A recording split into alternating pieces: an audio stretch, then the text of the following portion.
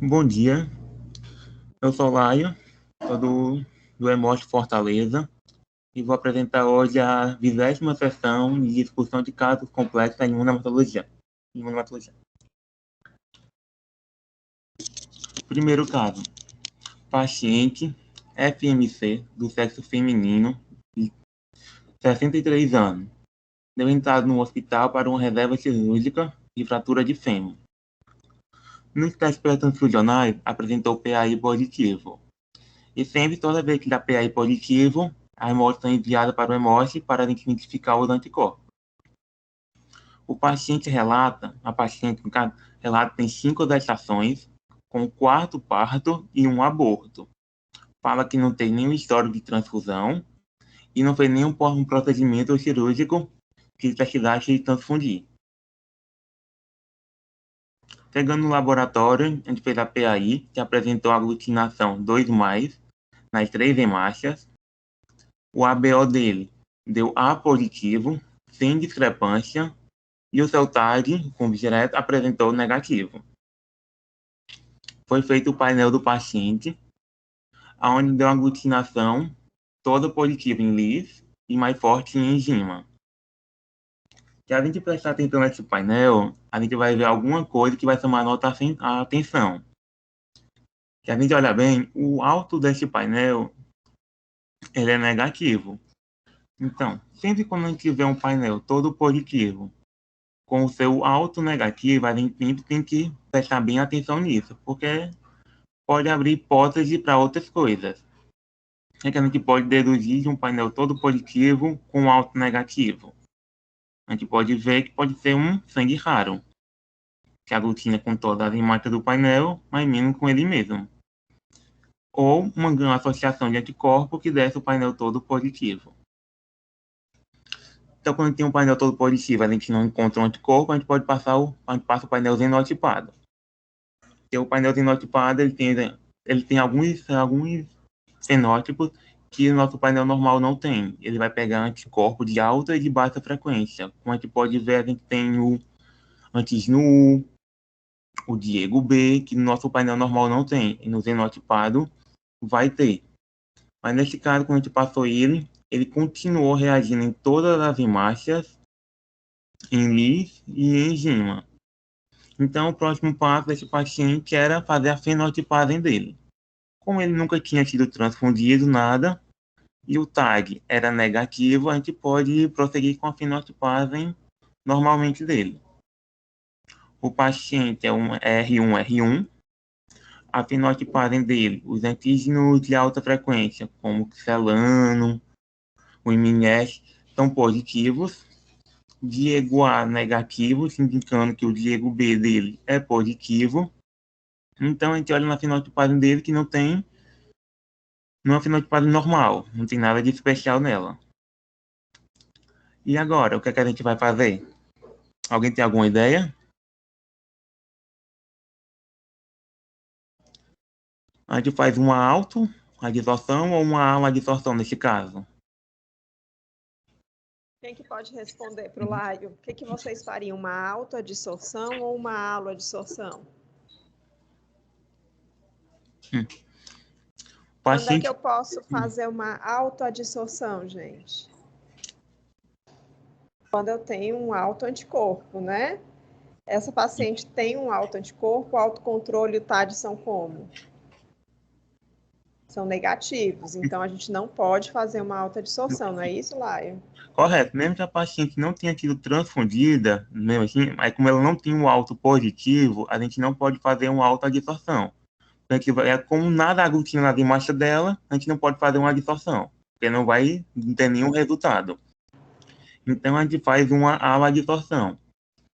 Então, na alo, é selecionada 3 imagens diferentes, R1, R1, R2, R2, RR. E sempre com fenotipagem diferente, como principalmente DANF, KID e MNS. Sempre que uma tiver positiva, a outra imagem tem negativo. Assim, a gente tem a possibilidade de separar a maior quantidade de anticorpos possíveis. Aí, né, é pegado uma alíquota, em cada tubo é colocado 1 ml mais ou menos da imagem do paciente, 1 ml das imagens correspondentes. É feita uma incubação, centrifugação, a gente faz 2 adsorções do paciente. A gente fez 2 e faz uma PC do soro adsorvido com as hemácias não sensibilizadas. A gente fez uma PC a primeira, deu incompatível nas 3. Quando dá incompatível, a gente não pode passar o painel. A gente tem que repetir. A gente faz mais 2 adsorções para ver que negativo ou não. Aí na quarta, a hemácia 1 e hemácia 3 deram compatível, significando que a gente retirou todos os anticorpos que ligavam naquela hemácia, foram absorvidos, só ficaram os anticorpos que não se ligam naquelas hemácias, os anticorpos ficaram livres no soro.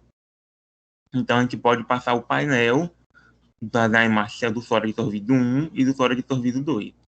Quando a gente passa o painel do soro absorvido 1, aparece a administração quase todo positivo, mas dá 3 hemácias negativo. Se a gente cortar esse painel, ele mostra para a gente um C pequeno. Então, no soro absorvido 1, a gente encontrou o C pequeno, que a gente não conseguiria ver no painel normal. Já no soro absorvido 3, é diferente. Ele só dá uma aglutinação em enzima. Em Li, ele dá todo negativo. A gente pode ver que pode focar nossa atenção para o anticorpo que reage melhor em enzima.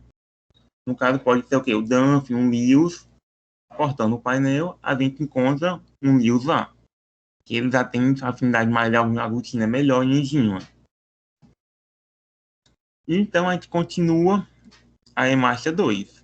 A única que deu positiva, a gente faz até a 6ª adsorção. Lembrando que a gente não pode passar da 6ª, porque a gente dilui nosso anticorpo cada vez que faz uma adsorção. Mesmo que a gente bole só um concentrado de hemácia, mas ali tem um pouco de salina ainda para dissolver. Aí, cada vez que a gente faz uma adsorção, a gente coloca um pouco de salina no nosso soro.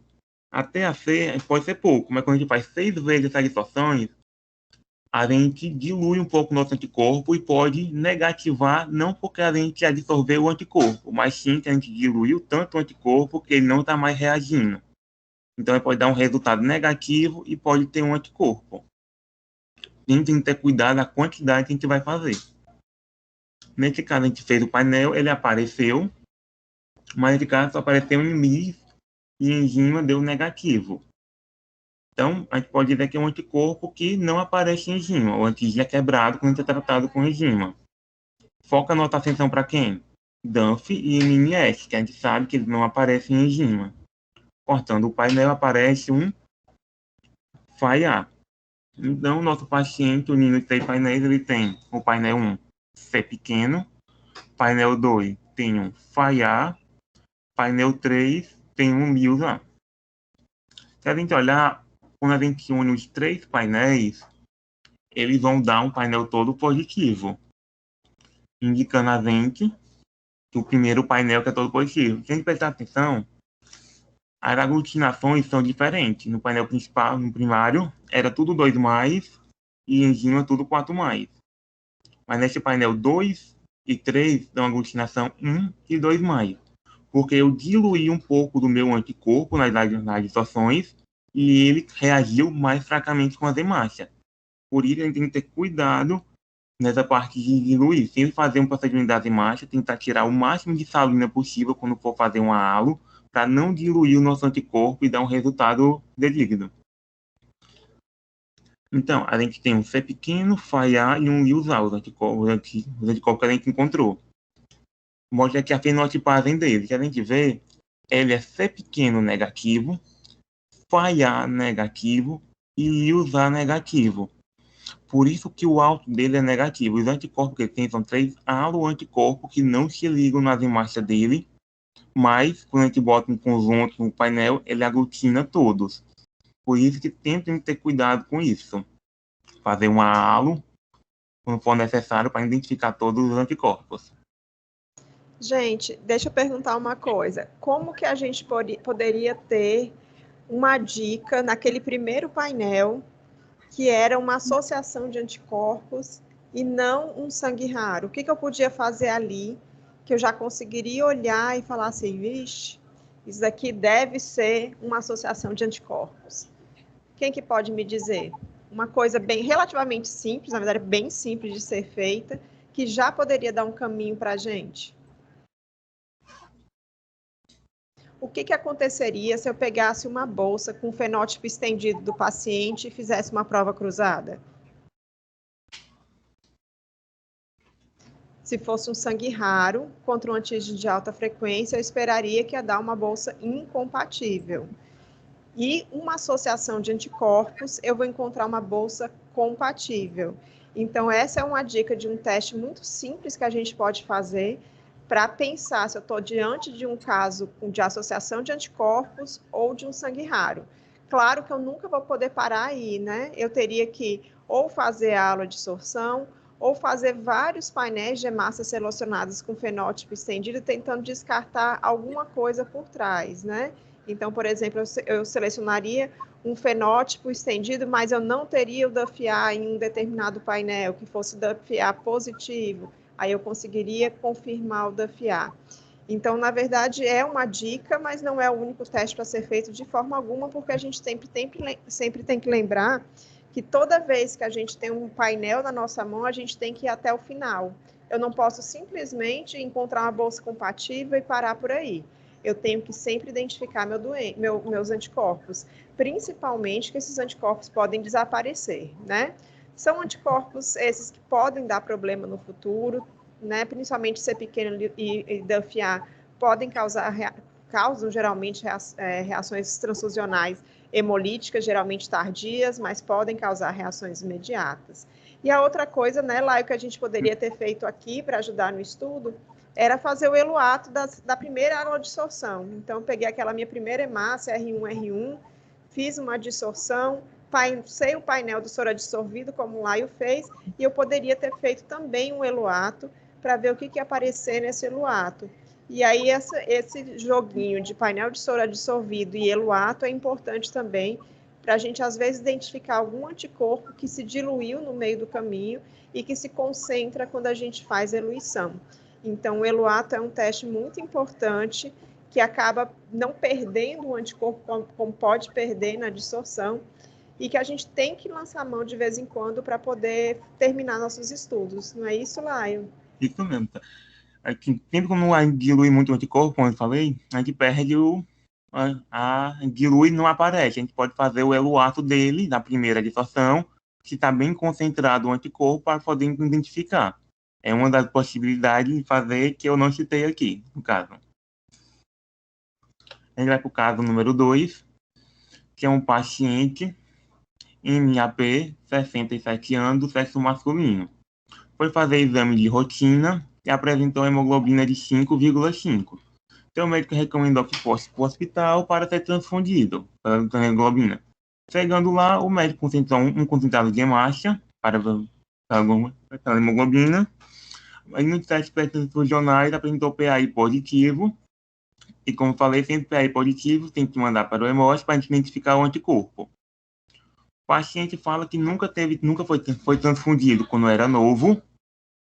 E essa foi a única vez. Então, ele foi transfundido uma vez e nunca mais. Agora apresentou PAI positivo. Pegando no hemócio, aqui na imuno, ele apresentou aglutinação 4 cruzes em todas as hemácias, a PAI.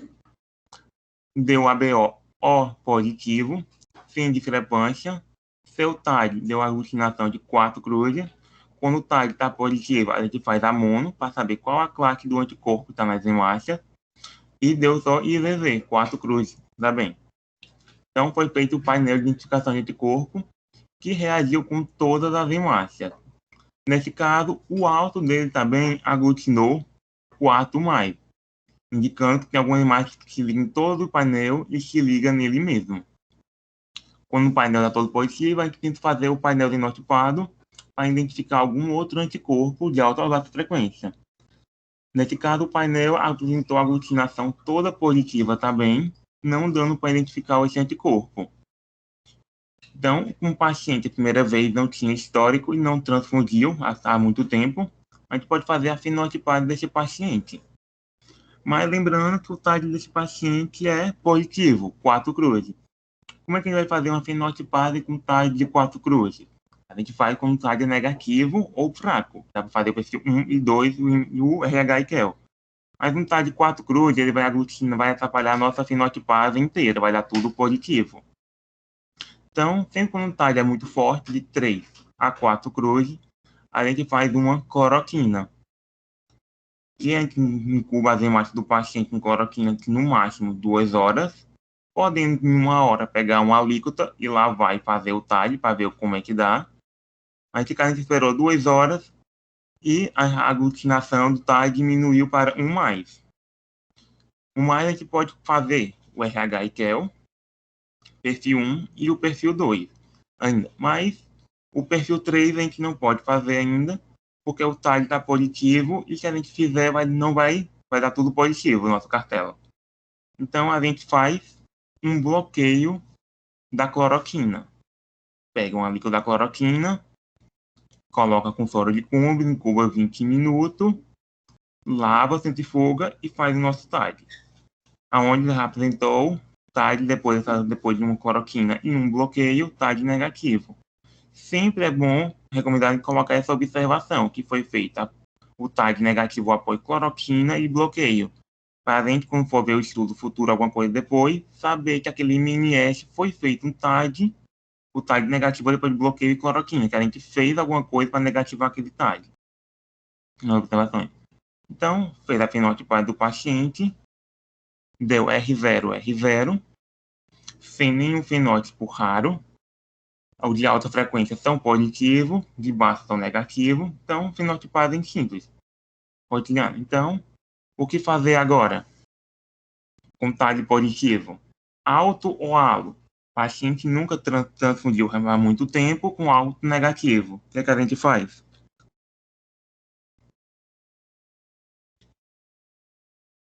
Alguém? Então, Gente, vocês têm que participar. Quem que pode ajudar o que o laico lá não sabe o que vai fazer agora? Nesse caso aí, a gente poderia fazer uma alta absorção, por causa do TAD, né? isso mesmo, correto. Então, o paciente tem um painel todo positivo, não transfundiu nos últimos 3 meses com alto positivo, a gente vai fazer uma alta absorção. Mas como é que a gente vai fazer uma alta absorção com TAG 4 cruz? Minha hemática está toda sensibilizada. Para fazer uma alta absorção, eu tenho que ter um TAG negativo para tirar o alto anticorpo do meu soro. Mas minha hemática está toda sensibilizada. Como é que eu vou retirar o anticorpo do soro que minha hemática está toda preenchida? A gente tem uma técnica chamada VZAP, que é uma mistura de DTT, a 0,2 molar, lis, bromelina, ou pode ser papaina. Ela é uma técnica que vai dissociar os anticorpos da superfície da hemácia e VZ e complemento que estão ligados, desensibilizando ela. Mas a gente também tem uma desvantagem que ela vai quebrar o sistema MNS, DANF, KID e alguns outros. Porque o DTT vai quebrar o QEL, como a gente sabe, bromelina vai quebrar o MNS e o DANF. Então, a gente pode perder algumas coisas nessa VVAP. Então, a gente vai tratar as hemácias do paciente, fazer a solução de VVAP, tratar as hemácias para colocar com soro do paciente. A gente trata uma quantidade, tem que ter uma quantidade razoável de 2 a 3 ml de hemácia para fazer uma dissorção. As hemácias, depois a gente faz um TAG para ver se deu certo ao VVAP. A maioria das vezes o TAG dá negativo ou fracamente positivo, dizendo que as hemácias não estão mais sensibilizadas. Então, tem xixo de ligação para o alto anticorpo ligar nas hemácias. Então, a gente vai pegar uma líquido do soro do paciente, uma líquido das hemácias tratada, incubar, centrifugar e fazer uma PC, para ver que eu tirei todo o meu alto anticorpo. Na primeira autodissorção, a gente deu incompatível, eu não consegui tirar todos os meus alto anticorpos, então eu tenho que pegar uma nova alíquota, por isso a gente tem que pegar no mínimo 2 a 3 ml de hemácia, porque a maioria a gente não consegue só com uma dissorção retirar todo aquele alto. Então a gente faz a segunda, que deu certo, a gente conseguiu tirar todo aquele alto anticorpo, e assim a gente pode passar o painel para identificar o anticorpo. Passou no painel, ele aglutinou em algumas hemácias, outras não, identificando um anticorpo. Bem diferente do nosso painel. Então, a gente conseguiu retirar a interferência do autoanticorpo e ele mostra para a gente só o halo anticorpo, que interessa de fato para a gente, para poder respeitar, para não dar uma reação no paciente. Cortando o painel, a gente encontra um D. Então, o paciente tem um anti-D. Então, o paciente tem um autoanticorpo, a gente tirou a interferência, e um anti-D. Mas o paciente é ORHD positivo. Como é que ele tem um anti-D? Alguém pode me explicar, que eu fiquei na dúvida agora? Alguém? Ninguém assistiu a aula da doutora semana passada? Eu queria só 3 hipóteses para cá. Quem que me dá uma hipótese?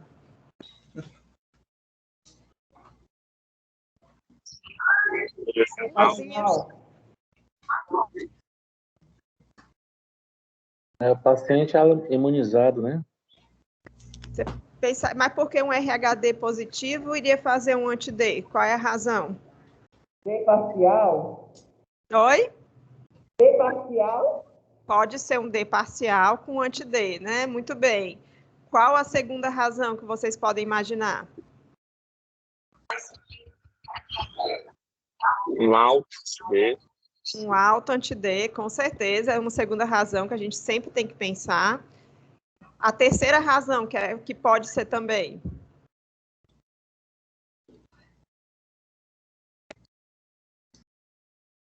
Agora eu comecei a judiar. Bora, meu povo.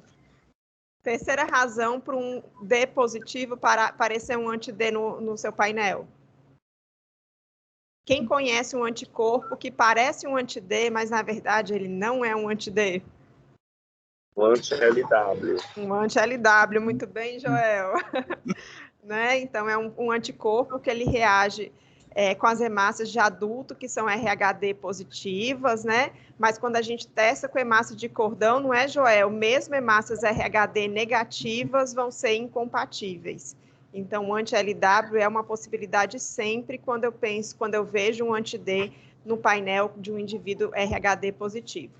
Mais uma hipótese, que não é o caso dessa paciente, mas mais uma hipótese.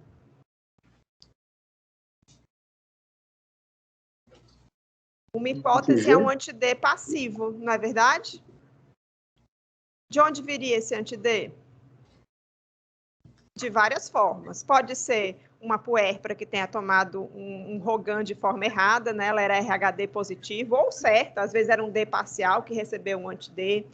Pode ter sido uma triagem inadequada de doador, que o anti-D foi passivo num plasma ou numa plaqueta. Pode ter sido uma triagem correta de um doador, mas eu usei uma bolsa que tem um concentrado de hemácia, que tem anti-D no seu plasma sobressalente, fiz um volume muito grande daquela transfusão, por isso que a gente tem que ter tanto cuidado de transfusão de concentrado de hemácia com PAI positiva em crianças, porque o volume feito é muito grande, pode ser que eu tenha um quadro em que apareça um anticorpo, pode causar hemólise, né?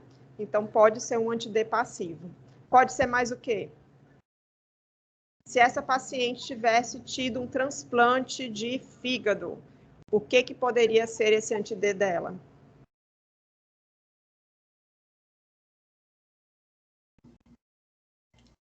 Alguém? Poderia ser a doença do enxerto contra hospedeiro. Poderia ser uma síndrome do linfócito passageiro, que é um tipo de doença do enxerto contra hospedeiro. Então, a síndrome do linfócito passageiro, eu vou ter linfócitos, plasmócitos, que são transferidos com o órgão, que normalmente são de doadores por incompatibilidade ABO, mas eu posso ter um doador alimunizado, para D, por exemplo, que doou um fígado para um receptor que é RHD positivo, e aquele linfócito que passou junto com o órgão começa a produzir anti-D, e eu vou ver um anti-D ligado à hemácia e livre no plasma daquele paciente. Então, essas hipóteses sempre devem ser feitas quando eu tenho um paciente RHD positivo com um anti-D no soro ou no eluato, certo, gente? A gente não pode nunca esquecer. Não é uma coisa que bateu e fechou. A gente tem várias hipóteses, então o quadro clínico geralmente vai ajudar a gente a dar essa resposta, mas também alguns testes que a gente pode fazer no laboratório. Diga lá, Lai, continue. Já falou praticamente tudo. Então, para falar as hipóteses, que poderia ser o que não poderia, então a gente tem que descartar tudo antes de confirmar o antes de. Tem várias possibilidades de ser, então a gente tem que descartar para identificar o anticorpo, porque pode desaparecer e sempre tem que respeitar. Se for um D parcial, alguma coisa do tipo, o paciente tem que tomar a bolsa O negativo, mesmo sendo O positivo, para não ter alguma reação.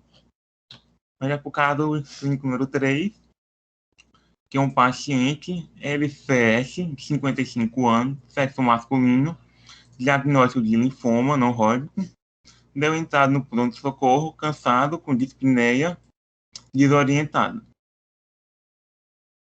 com 6,6 de hemoglobina. O médico solicitou um CH para o paciente, no teste transfusionais apresentou PAI positivo. As amostras foram encaminhadas para o EMOSH para identificação do anticorpo. Como sempre, PAI positivo manda para dentro. O paciente alega nunca ter sido transfundido. Então, o paciente histórico apresentou anticorpo sem nenhum histórico de transfusão, nada do tipo. Chegando no laboratório, apresentou aglutinação fracamente somente no EMASH, na EMASH 3. A BO deu O negativo, sem discrepância. Celtard aglutinou 3 mais, 3 cruzes. E quando a gente fez a mono, só deu IVM e complemento. Então foi feito o painel do paciente. O painel dele aglutinou em algumas hemácias em LIS, que não, e todo positivo em enzima, focando sempre por alto que deu positivo nos dois, em LIS e enzima. O painel em LIS foi cortado, não deu para identificar nenhum anticorpo que batesse com essa aglutinação. Então foi feito o painel fenotipado, aonde apresentou em LIS algumas hemácias perdidas, que também cortando o painel não deu para identificar o anticorpo, e em enzima aglutinou todo positivo 2 mais. Vamos fazer a fenotipagem. Então, o paciente não tem anticorpo, não tem transfusão, o anticorpo, a gente fenotipa. TAG, 3 cruzes. O que a gente faz? Cloroquina. Qual é a classe do anticorpo que tem no TAG? Cloroquina ele vai tirar IVV. Nosso TAG ele é IVM e complemento. Então, a gente tem outras possibilidades para fazer essa fenotipagem. Nossa cartela que a gente usa no cotidiano normal, a Liscumb, ela pega IVV e complemento. Por isso que nosso TAG aglutinou 3 cruzes. Mas a gente tem outra cartela que a gente não usa muito, que é a cartela de Harvard, que ela só pega IVV. No caso, nosso paciente não tem IVV, só tem IVM e complemento. Então, se eu fizer o meu TAG na cartela de Harvard, ele vai dar negativo. Então, eu posso usar essa cartela para fazer minha fenotipagem, já que o TAG nessa cartela é negativo. Então, foi feito o FAI A, FAI B, S grande, S pequeno, que eles precisam do soro de Cumbres para reagir na nossa cartela. Foi feito na cartela de Harvard, onde deu o resultado como FAI B negativo, confirmando no anticorpo.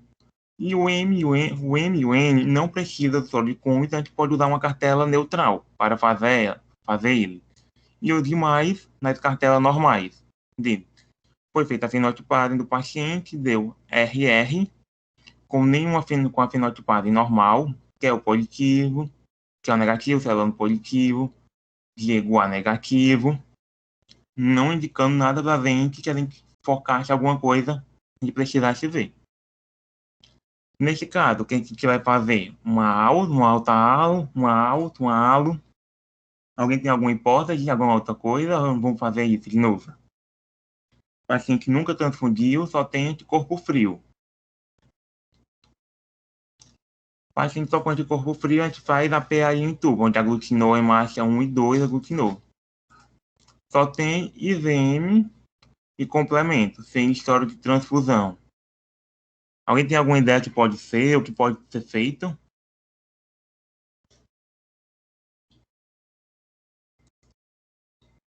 Tem algumas Né? vezes, muitas vezes, na verdade, que os anticorpos, que IgM só vem para atrapalhar nossos estudos, Muito. né? É um paciente sem histórico de transfusão, então tem um anticorpo frio, então é uma autocrioaglutinina, que está ali só para atrapalhar a nossa vida. Como é que a gente tira a IgM do meio da nossa vida, gente? Como é que eu faço com que a IgM desapareça? Pode tratar o soro com DTT. Perfeito. O que é o DTT, Joel? DTT é o diafeitol. É uma substância que ela vai desligar as pontes de sulfeto da IgM e vai inativar esses anticorpos. Perfeito. Então, a gente vai tratar o soro do paciente com DTT a 0,01 molar para dissociar, para separar. A gente vai quebrar todas as pontes de sulfeto do IgM, tirando a interferência dele e ficando só o IgG. A gente vai pegar o soro do paciente, vai tratar com DTT durante 1 hora, 37 graus, e sempre lembrando de fazer o controle dele, que é o soro mais o LIS, porque a gente vai estar diluindo esse anticorpo de 1 para 2. Então, eu tenho que saber que o DTT funcionou não porque eu quebrei a ligação de sulfeto do IgM e não porque eu diluí o meu anticorpo e ele não está aparecendo mais.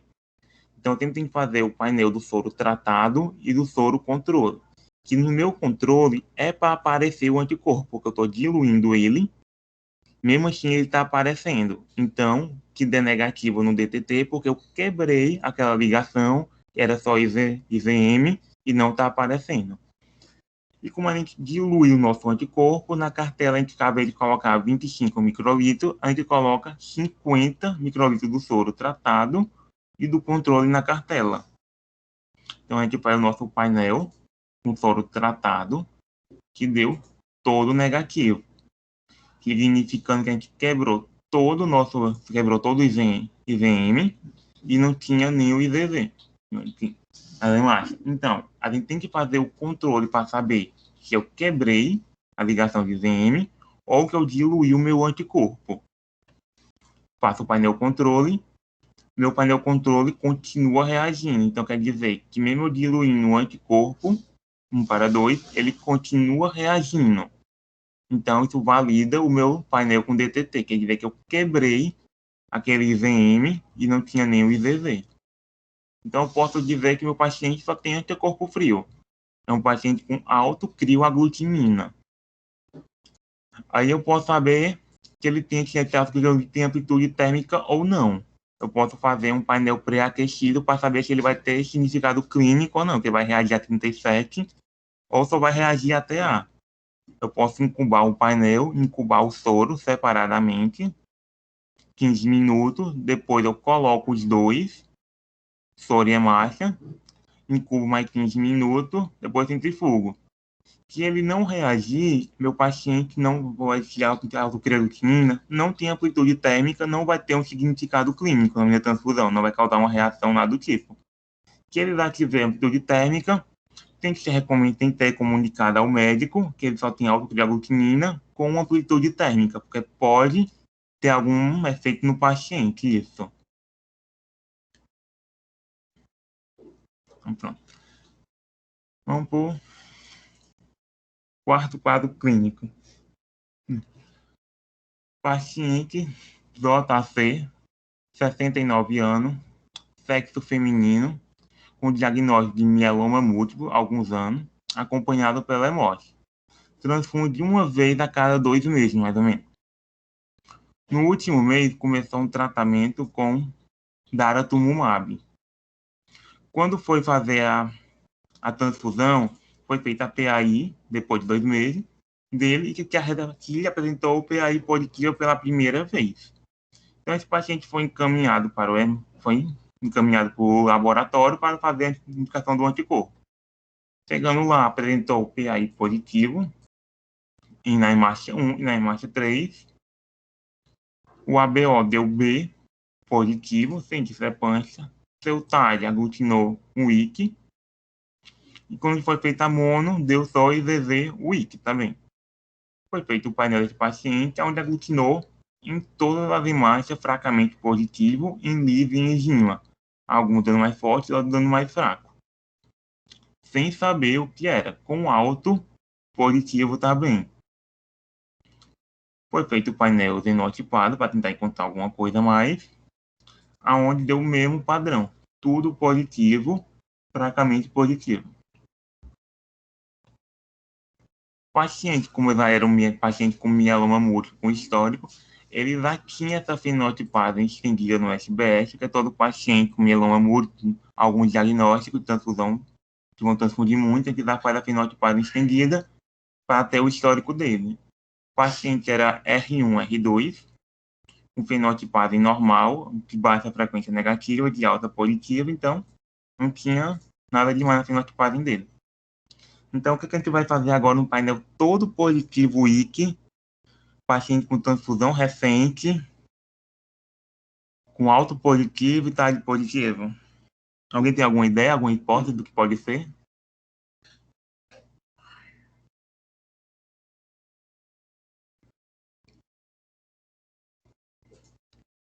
Alguém tem alguma ideia para falar alguma coisa? O que pode ser esse paciente? A gente pode fazer uma alta, uma ALO, tratar o soro com DTT? Ele é um paciente que estava usando daratumumab, né, Laio? Mas o padrão de aglutinação não é compatível com o daratumumab, né? Volta lá para o painel.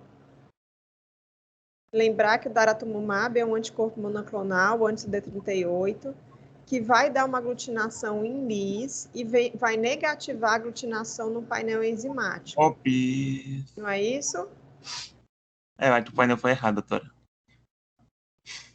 E aí o daratumumab ele vai ter aglutinação geralmente em torno de 2 cruzes e LIS, painel enzimático negativo, e eu posso ou não posso ter TAD positivo. Isso vai depender principalmente do tempo de início do anticorpo. Então, se eu acabar de começar o anticorpo, muito provavelmente eu vou ter um TAD positivo. Se o daratumumab já estiver sendo utilizado há um tempo, existe uma diminuição da expressão do CD38, então eu vou ter um TAD negativo com painel todo positivo. E aí lembrar desse padrão. Esse padrão que o Laio está apresentando é um padrão que não lembra o uso do daratumumab, mas ocasionalmente os pacientes com mieloma múltiplo apresentam paraproteínas, né? Então, ocasionalmente nem tanto, né? Com muita frequência, os pacientes com mieloma múltiplo em vigência de necessidade transfusional apresentam paraproteína. Então, pode ter uma aglutinação relacionada ao aumento das proteínas plasmáticas, que é um marcador do mieloma múltiplo, né? Assim, devido ao erro, era para aparecer somente em LIS, nem enzima era para dar negativo mesmo. Foi só um erro do painel, que eu copiei o painel errado. Assim, o paciente, como toma daratumumab, a doutora falou, é um anticorpo monoclonal, que ele é contra o anti-CD38, que é presente nas células de mieloma múltiplo, que são muito frequentes na mieloma múltiplo, mas também é presente em outras hemácias, como nos glóbulos vermelhos, que se ligam causando aglutinações. Então, é um anticorpo que é contra CD38, que também na imagem, que podem dar TAD positivo e não PAI positivo. É um remédio injetável que pode durar até 6 meses na circulação do paciente, causando essa aglutinação. Então, para tirar a interferência do CD38 da superfície da imagem, a gente pode tratar esse painel com DTT, que vai retirar o CD38 da superfície da hemácia, mas também ele tira outros sistemas, como o KEL e o LW, COLT e outros. Então, a gente vai pegar o nosso painel, 2 microlitros mais ou menos, e colocar uma quantidade de DTT, a 0,2, que sempre é de 1:4, volume de DTT.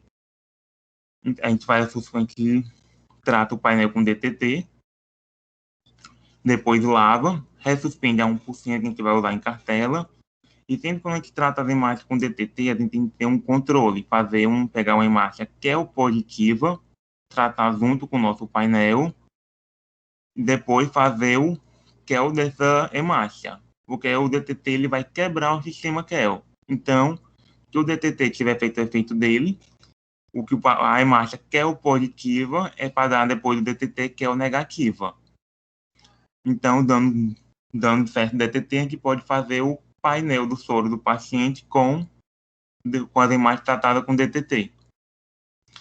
Se é para dar dando resultado todo negativo, a gente pode confirmar que o paciente tinha um anti-CD38, que era um anticorpo só por causa do mieloma múltiplo, do tratamento com daratumumab.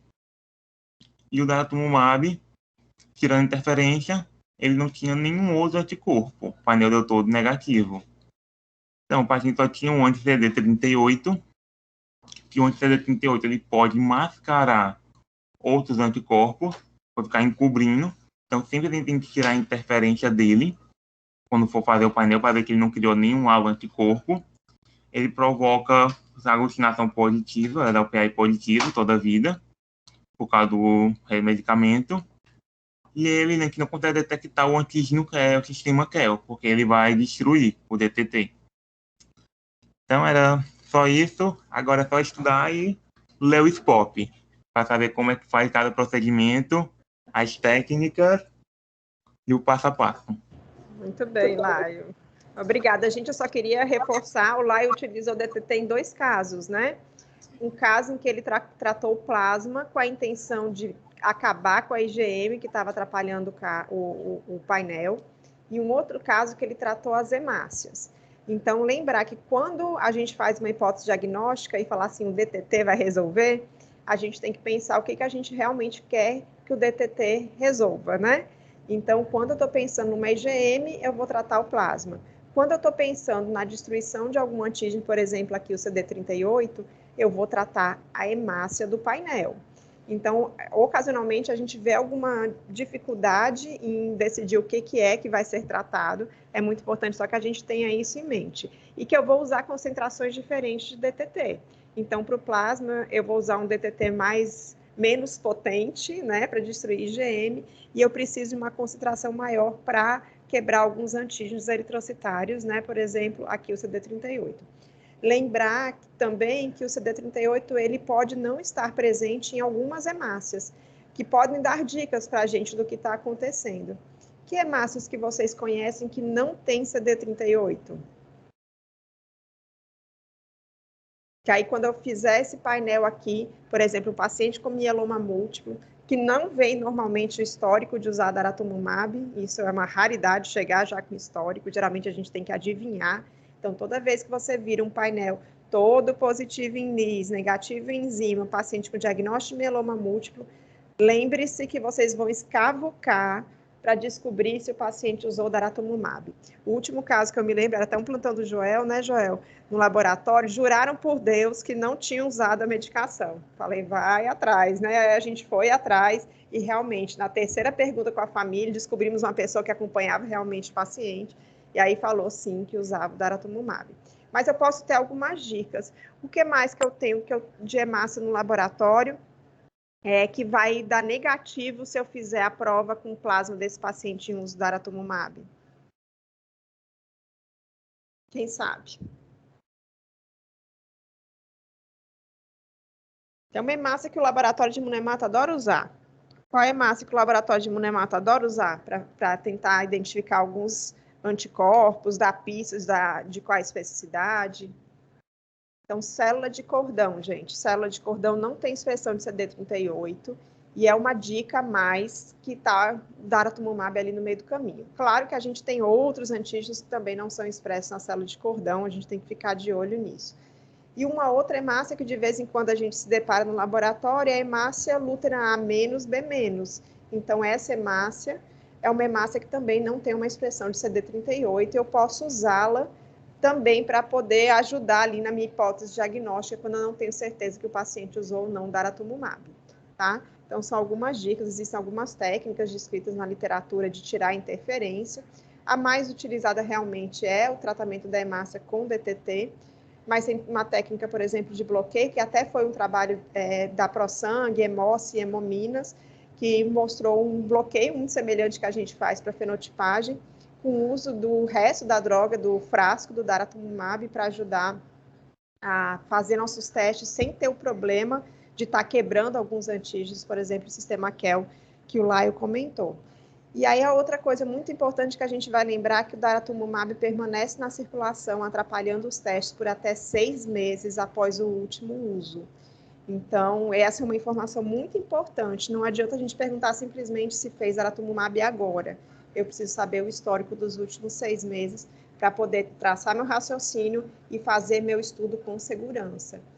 Esse perfil que eu tenho, uma positividade em todas as hemácias em LIS, negatividade em enzima, a gente já viu alguns casos aqui que a gente discutiu, né? Inclusive, a gente discutiu um caso recente de um anti-Gerbit, que era exatamente esse padrão. Então, eu tenho que realmente ir atrás dessa informação, porque senão eu vou achar que eu estou diante de um sangue raro, vou quebrar minha cabeça procurando um doador raro, procurando a minha hemateca, né, procurando a minha soroteca, mas na verdade o paciente está utilizando uma droga. Tá certo? Gente, alguma dúvida? O Laio caprichou hoje na sessão, né? Inúmeros casos para a gente quebrar a cabeça, muito pop para ler, muita técnica para aprender, mas eu acho que todo mundo sai um pouquinho mais sabido hoje daqui. E semana que vem a gente continua. Quem vai apresentar o caso vai ser o Isaac, do Hemonorte, que está aqui na sessão. E preparem-se que a gente vai aprender muito também. Uma boa semana a todos e tudo de bom.